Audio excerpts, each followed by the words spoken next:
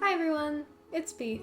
Today I'm here to talk to you about two medieval fantasy themed Sims spin-off games that I hold near and dear to my heart, The Sims Medieval and MySims Kingdom. Although I'm sure most of you are already familiar with the Sims franchise, in case you aren't, I'll give you some context real quick before we get started. The first Sims game was released in 2000 and was followed by 3 more base games in the main series, each having countless expansions created for them throughout the years, and all of which were massively successful. If you've ever heard the saying, with great power comes great responsibility, then you should also be familiar with the saying, with great success comes a great opportunity to make even more money by creating spin-off games to keep our fans busy while we drag out the creation of the next edition in the main series. Okay, maybe I made that saying up, but it should be a real saying because I'm right. Spin-offs in any media format need a few things to make them successful, the most important of which being a really good gimmick, and a medieval setting was apparently such a good one that the Sims franchise did it more than once, first in 2008 with the release of MySims Kingdom, and then again in 2011 with the release of The Sims Medieval. MySims Kingdom, though technically a spin-off of the original MySims, which is a spin-off of The Sims itself, so basically a spin-off of a spin-off, was released for the Wii and Nintendo DS in October of 2008.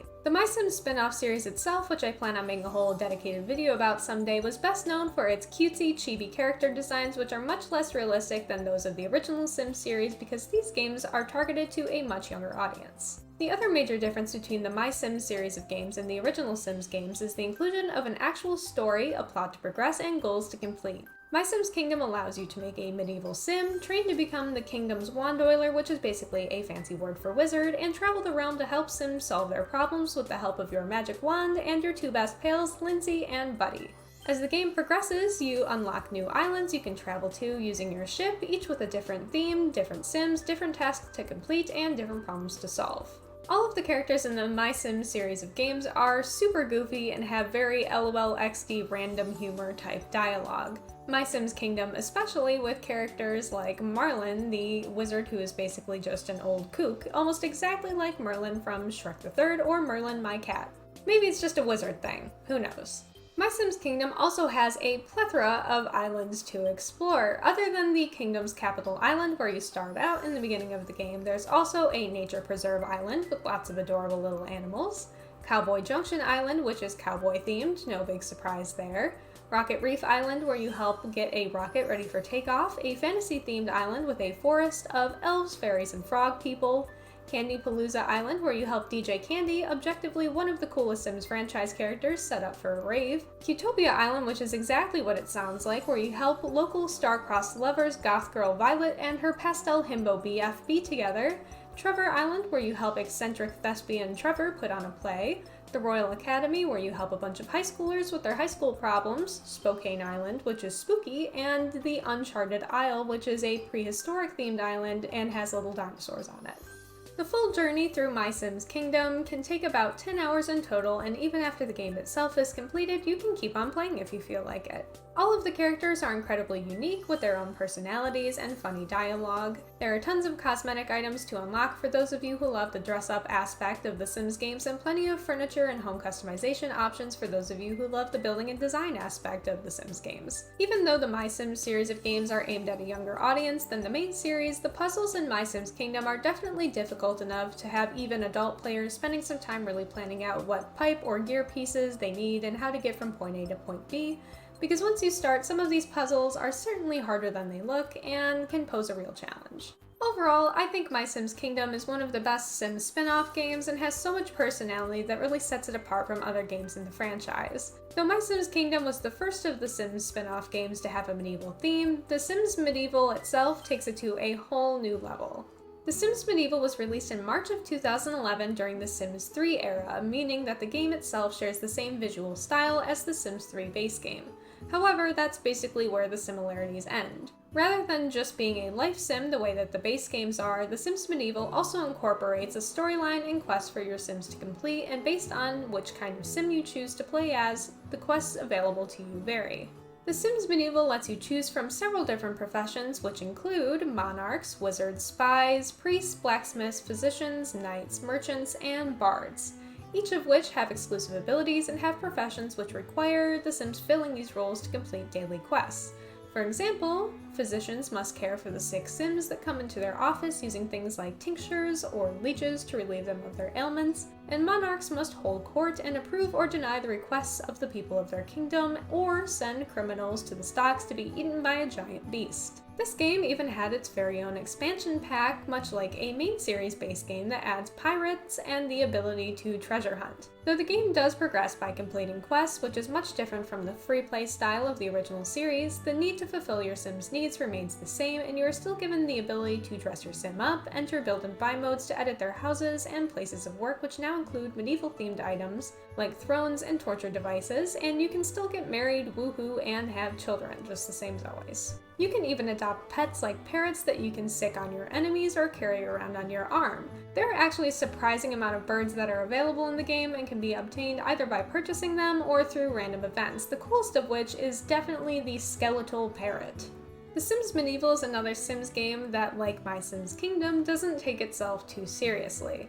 Like every other Sims game ever, you begin the game by creating a Sim and choosing their traits. One of the options for traits that's exclusive to The Sims Medieval is called Whale Ate My Parents, which causes the Sim who has the trait to unlock interactions like Shout at the Ocean, and can sometimes cause your Sim to get whale rage, which decreases their focus and ability to complete quests.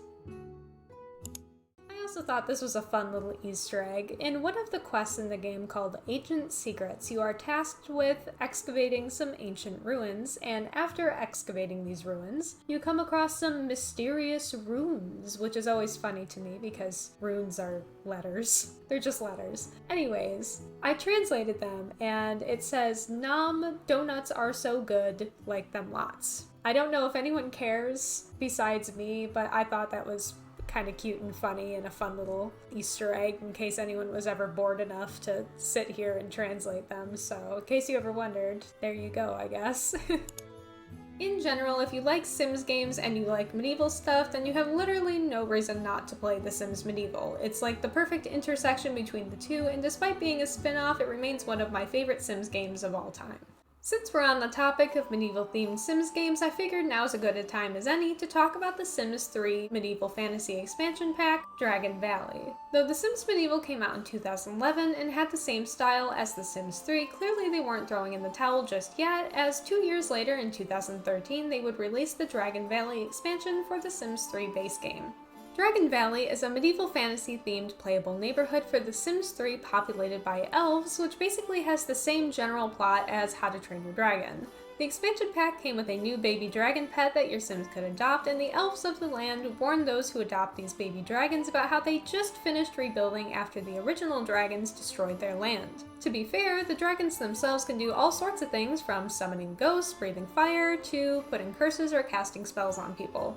The actual neighborhood itself and its residents take heavy inspiration from Celtic mythology and folklore, with some of the locations in town being given names written in Gaelic and many of the town's residents being named after Celtic gods and goddesses, including the Morrigan, goddess of war, witchcraft, and death, Bridget, goddess of spring, fertility, and life, Luke, god of sun and light, and the Dagda, god of all life and death, the seasons, and father of Bridget. The map of the town also includes a trinity knot or triquetra drawn into the grass. I personally am very interested in Celtic folklore and mythology, so all of these little references are very exciting to me, especially since things like Greek or Norse mythology are used so much more in popular media, so seeing Celtic mythology used in one of my favorite franchises is pretty cool.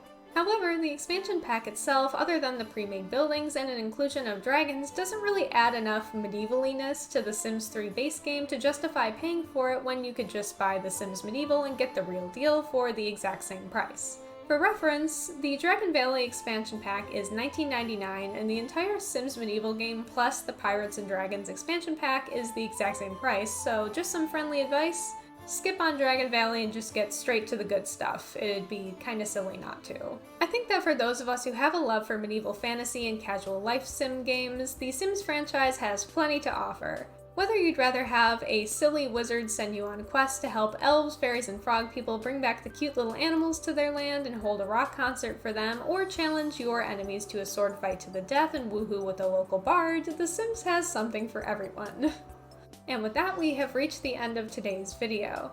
Let me know down in the comments if you've ever played either one of these games, and what your favorite Sims spin-off game is if you have one. I think I'm going to start making my way through talking about all of the Sims spin-off games since there's so many of them, so hopefully I will get around to talking about your favorite in a future video. Also, somehow I managed to lose the final clip of this video of me saying goodbye, so I'll just say it now. As always, thank you all for watching. I hope you all have a good day or night or whatever time it is wherever you are, and I will see you all next time. Imagine that I'm waving right now.